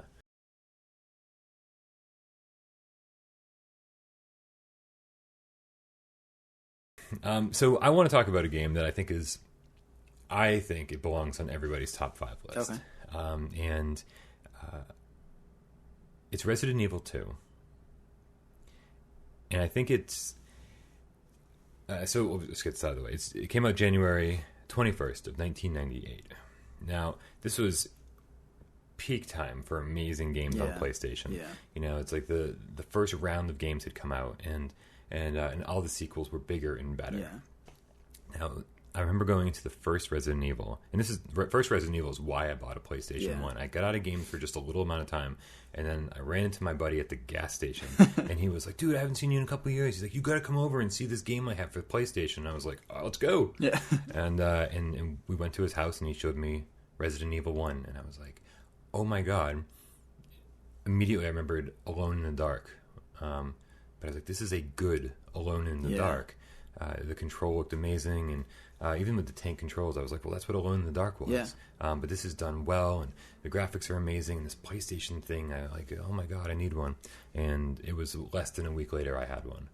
So nothing's really changed in my life. I see something and it's I very just, spontaneous, all spur of the moment. no real planning goes on in this head. And so it was, but the first game kind of boiled down to exploring a haunted house. Yeah. I mean, there was more going on story-wise, but that's pretty much what it was. Yeah.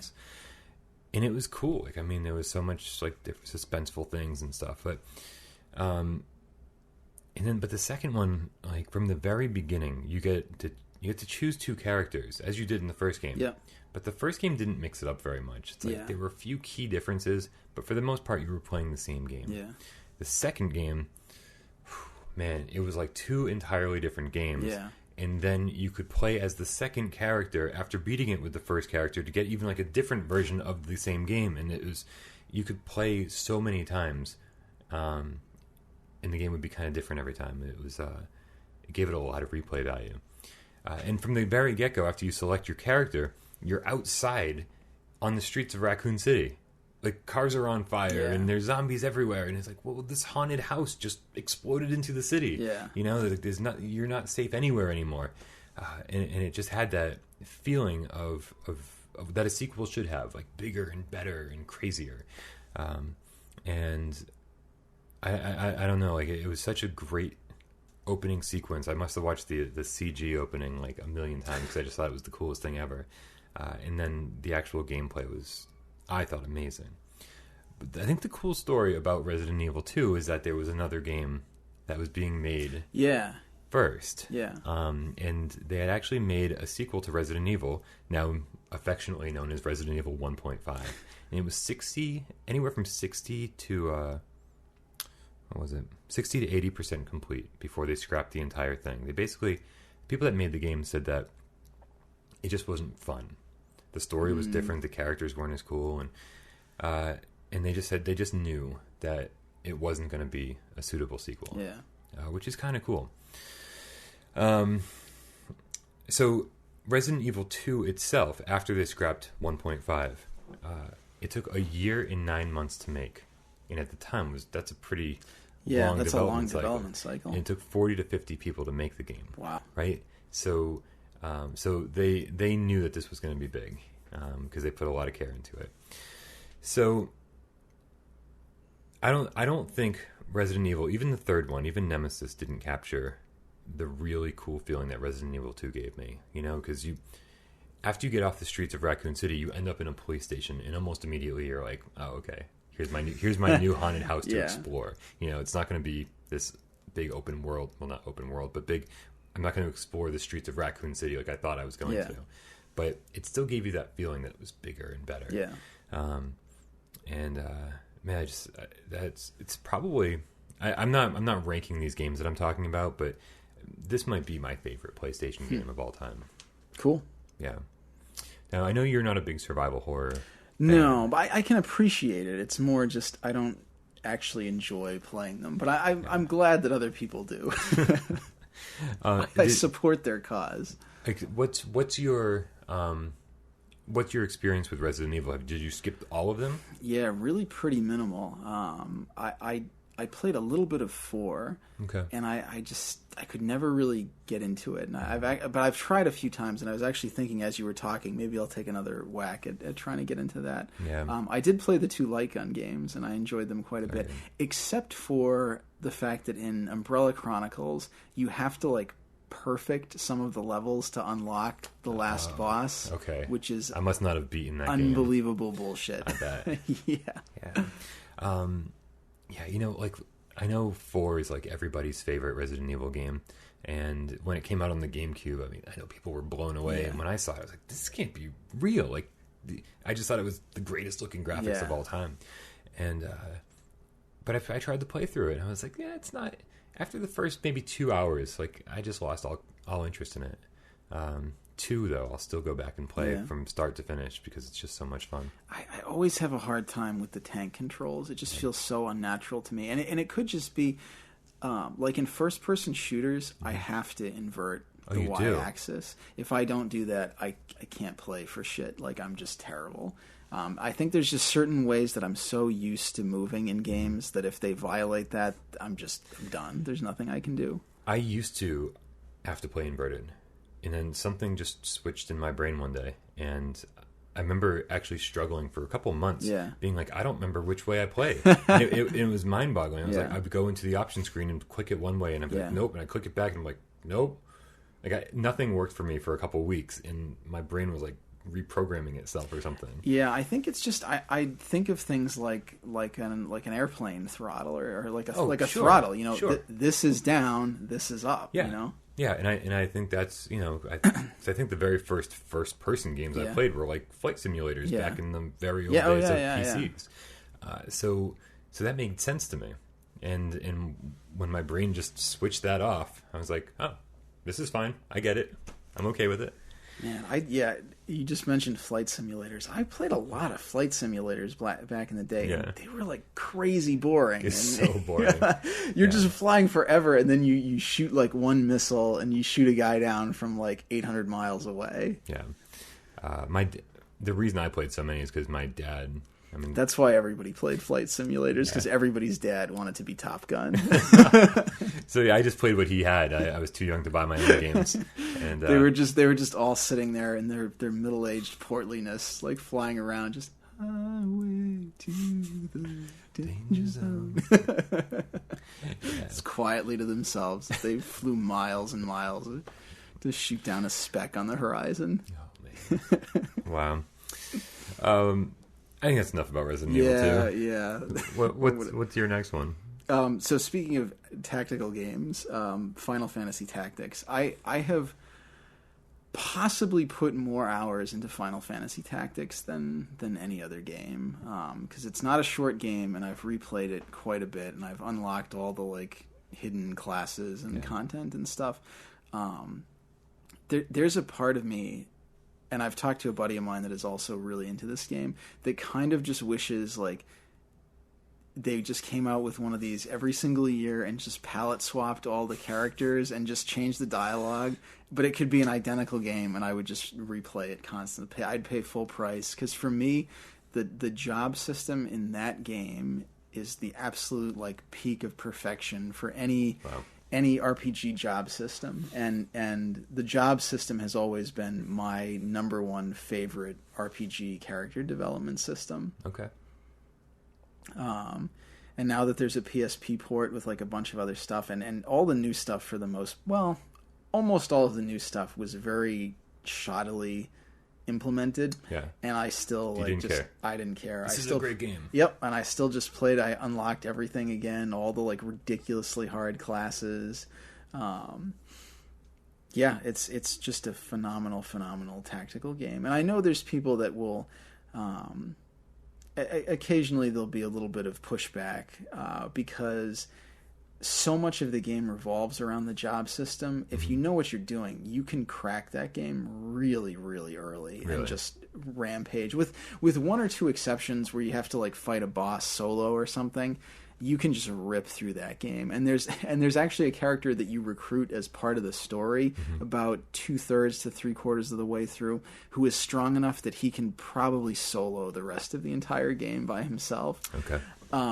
So from a like balance perspective, it's totally out of whack. And something like a Tactics Ogre, or what's it called, the first Vandal Hearts or something like that, are much better balanced, more like strategic games. But for me, it's just completely about that job system. I love that idea of being able to change classes and unlock different abilities and mix and match and just create this like perfect team.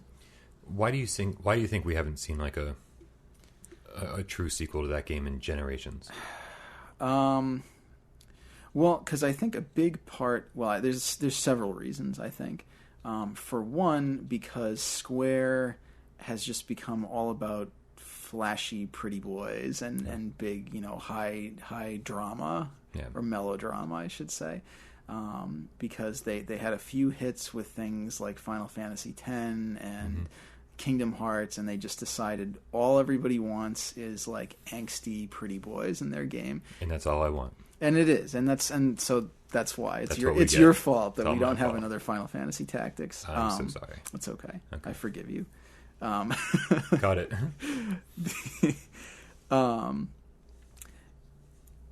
And I think it also has to do a little bit with what we talked about, that hand-holding tendency. Yep. Because the job system is very unhand-holdy. I mean, it's all about kind of delving in and figuring out how things balance and understanding like the flow of combat and what works and what doesn't. Yeah. I mean, I even touched upon it a little bit earlier when I compared Bravely Default to Final Fantasy V.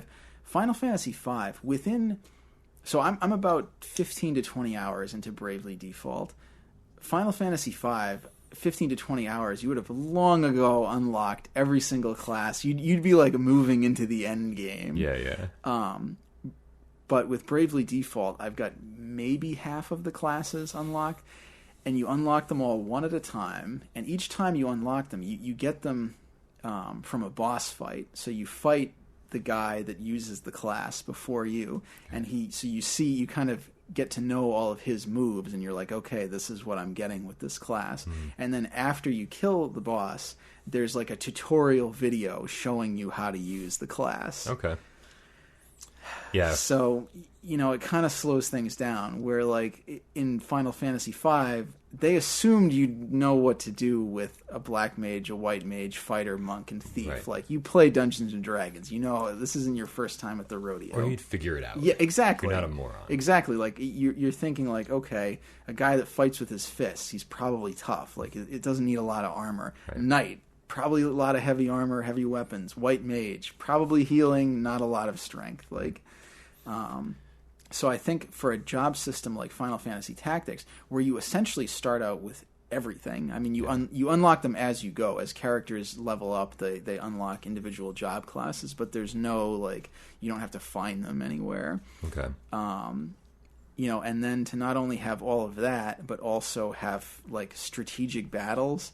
I mean, I think people think that's too much for the average gamer that has a 3-second attention span. Probably. And I think another part of it is that Yasumi Matsuno, who was the kind of the guy behind originally the Ogre series and then Final Fantasy Tactics. I mean, Final Fantasy Tactics is really more of like an Ogre Battle spinoff than it is a Final Fantasy spinoff. He left Square a long time ago. It sounds like kind of because of behind the scenes stuff. He wasn't happy there, and so I think without his influence, it just they don't really know as a company where to go with this kind of thing. Yeah, and probably in the current gaming culture environment, it might be a risky move to release something like this. And Square's been on kind of shaky ground for a while. Yeah. So if you got to stick with the hits, then. Yeah, that might be a risky venture. Yeah, and if you even look at the two actual sequels, Final Fantasy Tactics Advance and Final Fantasy War of the Lions. No, that was a port of Tactics. Okay. What was the other one on? So there was a Game Boy Advance one, and then there was a DS one. It was Final Fantasy Tactics A2. They couldn't call it Advance 2 because it wasn't the Game Boy Advance. Got it.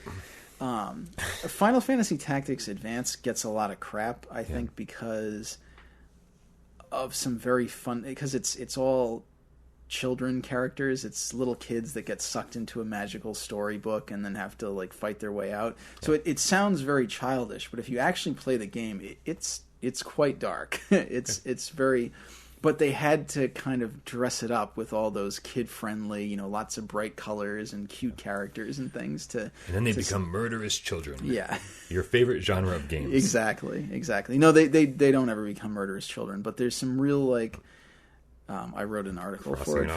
I wrote about it for GameSpite one time, and it's all about kind of growing up and accepting responsibility and not... Well, it's funny because it uses the concept of hiding in fantasy as a way of challenging, like, people hiding in fantasy, which is kind of cool, I think. Okay. But then Final Fantasy A2 is exactly that. It's just escapist fantasy, like, kid gets sucked into a story and he gets to become the hero because he's not happy, and then he gets to be happy. And it's garbage. I was probably more disappointed in Final Fantasy Tactics A2 than in almost any other game that I've ever played. Wow. Okay. Yeah. Kind of a letdown. Yeah. So I think it's just they don't know how to make this kind of game anymore, and the people that do are off doing other things. So I know I've brought this game up before, but I don't care. It's that type of game that we don't get anymore. We've talked about this. I think everything that we've just talked about has been a type of game that we don't get anymore. True. But this is the epitome of the quirky Japanese game that now would never stand a chance of getting a port over to or translation over to the West. And that game is Tale of the Sun. Okay, yeah. So Tale of the Sun was made by Art Dink, and as soon as you hear the name Art Dink, you know it's like gonna be weird. Yeah. They actually made A-Train, which was pretty successful, but they also made Aquanaut's Holiday, which was a PlayStation 1 kind of exploring the sea floor. Okay. And then also the very strange sort of puzzle game, No One Can Stop Mr. Domino. Yeah. So, I mean, it's just... Which I've almost bought like 10 times because it just looks so weird. Yeah, I just picked one up like a couple weeks ago because it was super cheap, and I've been meaning to play this for so long, and it's made by Art Dink, so how could it be bad? So, yeah, they're kind of synonymous with quirky games, and they probably don't even exist anymore because I would assume, how could they? Yeah. And if they do, then bring us more games. Yeah. So let's see. It was brought to the U.S. almost a full year after the Japanese release. January, March, April 30th. Had the count on my hands. April 30th in 97. You start off and there's really no story to speak of at all. You're just like this caveman dude, and you're in the middle of the world, and there's fruit and veggies scattered around the world, and it's totally open world. You just explore this big open map. There's animals, and they all want to kill you. Actually, it's just like in real life. Well, kind of. As a city dweller, I feel that all the time. Yeah, there's just dogs waiting outside the building for me to come down. Yeah, so... and actually, there are some things that don't want to kill you, but as soon as you start attacking them, they're going to attack back. So it's funny because you explore and you have like no real idea what you're doing, but then every time you eat like a plant or a vegetable, or you kill an animal and you eat the meat, a body part flashes, like your arms or your legs or your head, and what you're doing is slowly, like very, very slowly leveling up each of those different attributes. And it was so amazing because I felt like for days I was playing this game wrong. Like I didn't know, this was before the internet was anything, and I didn't know how to play the game. And so I just wandered around eating things and killing things, and that's how most people live nowadays. But it's actually what I was supposed to be doing. I was just trying to survive. It was like the very first like Don't Starve game ever made. You know, but and it was great because you'd be running. There's a day and night cycle, and so like you skip a night of sleep, and suddenly you're being attacked by this big bear or something, and you're running and you're running and you're running, and your character just falls asleep. He hits the ground and he just slides until he runs out of momentum, and you can let him sleep, and then he'll recover his stamina and everything. Or if that bear is getting too close, you gotta wake him up, man. You gotta jam on the controllers, or you gotta get hit by the bear, and then you take off running again, hoping you don't fall asleep. And it's just so odd, but so there was a mystique about it because you didn't know what you were supposed to do. The instruction manual was useless. It was, and then you keep venturing out and you find like little hidden things. You find underwater caves, and there's just every time you find a new fruit or new veggie or new animal, it's this feeling of not enlightenment, but like of discovery. Like you actually just discovered a new area. You're like, oh, I didn't know this, and like you feel like you should be drawing a map the whole time because you can get lost. Like where's my tribe? Like I forgot how to get back home. And so you got to really go like, do I need to get back or do I need to go venture further out? And it's always this question of like, am I halfway home or am I halfway? Do I need to turn back now or can I keep going? And every time you keep going, you discover something a little bit cooler and a little bit new. And because the point of the game is to basically kill woolly mammoths and steal their tusks and build a tower to the sun. And that happens, and your character will die. But the more you've taken care of your character, the bigger your tribe gets, and then you get to choose which character in your tribe you want to take control of. And some are slow, some are fast, but it's still the same game. And it was such an inventive idea, and it came out to like no fanfare. Yeah. No one was hyping this game up being like, this is the only time you'll ever see this in your whole life. But it was. Yeah. And you just don't see games like that anymore. Yeah. And it's too bad too, because from what I've heard, it seems like the type of game that was really most impeded by the technology. Like the technology of today, you could make that game and it would be a lot more engaging, a lot more user friendly. Yep. But yeah, it's just that same thing that you keep running up against. The budgets for games are so high nowadays that nobody wants to take any risks. And if you're except for little indie developers who don't have the budget to do anything more elaborate. Well, and the funny thing is I compared it to Don't Starve, which is, it has the same rewards as Tale of the Sun, because you don't know if you should venture further or get back to safety, but then you do find new things, and it's kind of the same idea, but Don't Starve like overcomplicates it. Yeah. There was no crafting system in Tale of the Sun. There was no, you're not building anything. You're really not protecting yourself in any kind of way. It's so simple, and it's beautiful in its simplicity. And the graphics were really bad. The fog was just it was there, man, and you were like exploring Silent Hill. Yeah, it was like, am I out in the prehistoric wasteland, or am I in downtown LA? Like... Right. Nice. So I guess I don't have like a lot to say about the game. Yeah, it was one of those. It came out at the perfect time for me, where I don't think anybody in their right mind would put it on their top 5 list. But I had more fun with that game than even like I think I spent more time in Tale of the Sun than I did with like Metal Gear Solid. Speaking of Metal Gear Solid, no, I'm totally kidding. Yeah, no, I don't have that on my list. I like Metal Gear Solid well enough, but it's not my favorite game. Are we up to number 1 on yours? Yes, we Good, are. because we are out of time. Yeah. Well, there's not a whole lot to say, and I don't think it's surprising to anyone that my number 1 PlayStation game in unison, is Castlevania Symphony of the Night. Yep. Yep.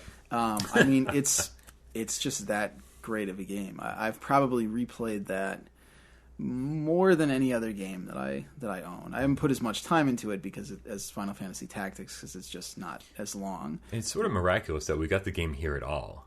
Yeah. Because Sony was definitely pushing 3D at the time, and I remember seeing a preview of this in EGM going, we're not getting that. Yeah, and I think there were just enough little effects and things to warrant it. And it's funny because when it came out, I was like, oh, that looks pretty cool, and I liked Metroid, so I'd probably enjoy that. But I wasn't like super, super excited about it. And I asked... Had you been a fan of the old Castlevania games? I liked them well enough, but I had played... I played a lot of Castlevania 4, or Super Castlevania 4, because I owned that, and I played a little bit and a fair amount of the NES ones too. But it wasn't like my favorite series or anything. But I could see like, oh, that could be pretty cool in like a Metroid setting. Yeah. And I think I asked for it for Christmas one year, and because games were so cheap back then, my parents used to just get me like a big pile of them for Christmas every year. Because they weren't that expensive back then. They were like $50, weren't they? No, they were like 40. 30 or $40. Yeah, which compared to like back in the day when I'd asked for like Super Nintendo RPGs, Chrono Trigger was like $80, right. And like Phantasy Star 4 for the Genesis was like $100 or something. Add inflation to all those things, and yeah. So comparatively, and that's what I would get for Christmas would just be a big stack of PlayStation games. You're right. A lot of games were $40. Yeah. I don't remember 30, maybe like after a month or so being out. But yeah. That's a good point. So I got that, and I started playing it. The ritual was always that I would go to my best friend's house, or he would come to my house the day after Christmas, and we'd just play games all day. Nice. So I went over to his house that year, and I burned through like the whole game in like 1 or 2 sittings. Wow. And I remember like he was like, "Oh, can we try some of my games?" "Oh, almost. I'm almost to the next checkpoint. Like, don't worry about it. Awesome. I was this shitty friend. Hey, you were sharing your games with a friend. Well, he had Metal Gear Solid, and he's like, "Oh, I really want to play this. This seems so cool." Yeah, we'll get to that one next. Yeah. We got all year, buddy. Yeah. Christmas only comes once a year. And it's just such a great game, and I think what it really taps into for me is two very specific things that kind of tie together. It's the exploration aspect, because the castle is huge. I mean, even compared to some of the ones that came afterwards, it's big, but it's also very diverse. There's a lot of rooms where there's like that aren't like anything else in the castle. Yeah. You know, there's a lot of like one-off enemies or enemies that only show up in a couple spots and have like specific features to those areas. So like every room you enter, there's something new and exciting. You know, there's all this equipment that has unique effects and special abilities. There's all sorts of hidden areas and secret abilities that you can use if you know what you're doing. When I finally played through Super Metroid, just recently, it was funny because I was like, "Wow, Castlevania really ripped this game off." Like big time. Yeah, and it was. I had a whole new perspective on Symphony of the Night because it's like you could just see it. Oh, the future is almost here. The map. I mean, the map even looks identical. It's the same gray-blue map with the little square rooms. The save screens. I mean, it's just like. Just replace it with a coffin, you're good to go. Yeah, but I think they did something very Castlevania with it, though, too. Like, they definitely said, like, this is a great system. We're just going to take this and we're going to put it in our game. Oh, yeah. So it's still... With the weapons and, I mean, just the whole inventory system is... I mean, for the first time in a Castlevania game, right? No, Castlevania 2 had a light inventory system. Okay. I mean, this was definitely...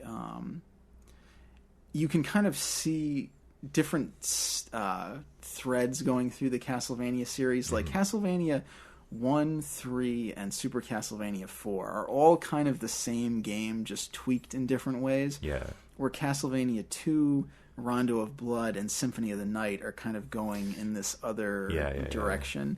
I mean, Rondo is a little bit of an overlap between, like, Castlevania 3 and Castlevania 2, but like there's definitely this specific direction that they're going in with that.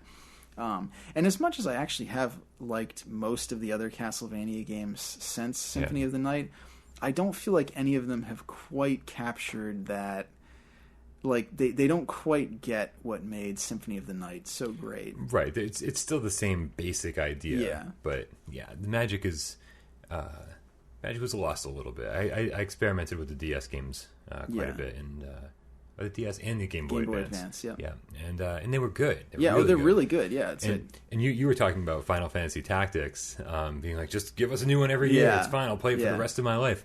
I feel that way about the Castlevania games. Like they could have kept doing that forever, and I'd be totally fine with it. Yeah. No, I feel the same way. But there's definitely something really special about Symphony. I think that some of the later ones don't quite get, and I think it's a lot of people have said like, oh, Symphony of the Night is the beginning of the new Castlevania, where somebody said that's actually not true.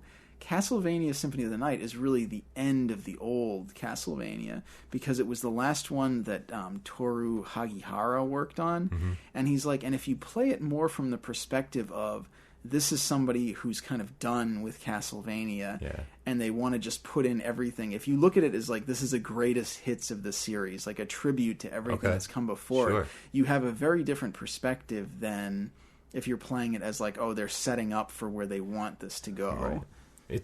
That's totally true. But you can't deny that it was absolutely a template for what came after. But you're absolutely right. That makes a lot of sense. Yeah, but I think it fits more in the milieu of like this was the end of one group and then the beginning of something else. And now that Koji Igarashi, who has been kind of running the series since then, he's gone too. And now they have was it Mercury Steam doing Castlevania games? I just don't like them at all anymore. No, they're not. And when somebody said, "Oh, it's God of War, but with a Castlevania skin," I was like, "All right, I guess I can deal with that." But it's not even that. No. Like, it's not. I like God of War, but I don't. Something about the new Castlevania games just feel off. I don't like God of War, and these aren't even as good as God of War. So, And I don't want my Castlevania games to be God of War. That doesn't. No, I don't. That's either. ridiculous. Oh well, Mike. Real quick, what are you going to be playing this week? Probably more Bravely Default. Okay. Probably more Xenoblade. I'm kind of feeling like I might take another whack at Resident Evil 4, though. Yeah. I picked up the Wii version of it recently, which everyone has said, like, this is the definitive version of Resident Evil 4. Okay. My PlayStation 3 HD version is where I want to play that game. Okay. Yeah. It's I don't want to ever use the Wiimote if I don't have to. Oh. See, it's not for me. It's not so bad. It depends on the specific game. See, the Wiimote with the nunchuck for me actually seems like an okay way to play Resident Evil 4 because you're like you can move and then you're aiming with. Yeah, I just don't want to aim with that. I want to use an analog stick. Okay. Yeah, call me old-fashioned, but I want my controllers to control things. That's cool. I'm obviously going to be playing Demon's Crest. Hopefully, within a week of this video, you'll be seeing 3 new episodes of Backlog back to back. I want to kind of, if I'm on schedule at all, which I probably won't be, I'll release one Tuesday, one Wednesday, and one Thursday. Nice. All about the Gargoyles Quest series. So I need to blast through Demon's Crest if possible. It's not super long. It's longer than the others, I think, but it's not. Yeah, but it's like maybe 4 or 5 hours instead of like 2 or 3 hours. Yeah, which means it'll take me like 15. So I'm rocking through those and I'm loving it. I got a game in the mail from Retro USB. Oh yeah, which one? Called the Mad Wizard. It's a new NES game. Okay. It was an impulse purchase. I saw like 2 screenshots and I said, "Yep, I want to play that." So I'm going to give that a shot. And dude, I get so much shit to play as I'm funny. So. And I keep labeling N64 games. Nice. Yep. Great. They look good. Yeah, they sure do. You got to tip them on their side, though, so that you can see them. I know. Those shelves aren't good for that, though. Yeah, I know. They'll fall right through the back. Yeah. So I'm just happy to have those shelves at all. So let's get a move on. Yep. I need to work. You need to play games. Yep. All right. So if you have anything to, if you have any comments for us, if you want us to, if there's anything you want us to play, anything you want us to talk about, you want to send us hate mail or fan mail. Preferably fan mail. I'm okay with both. Leave it in the comments, and we'll talk about you. Probably not in a positive way. It's okay. Builds character. That's right. So for Gaming Without Parole, I'm Bryan Paul. I'm Mike Zeller. We'll see you next week.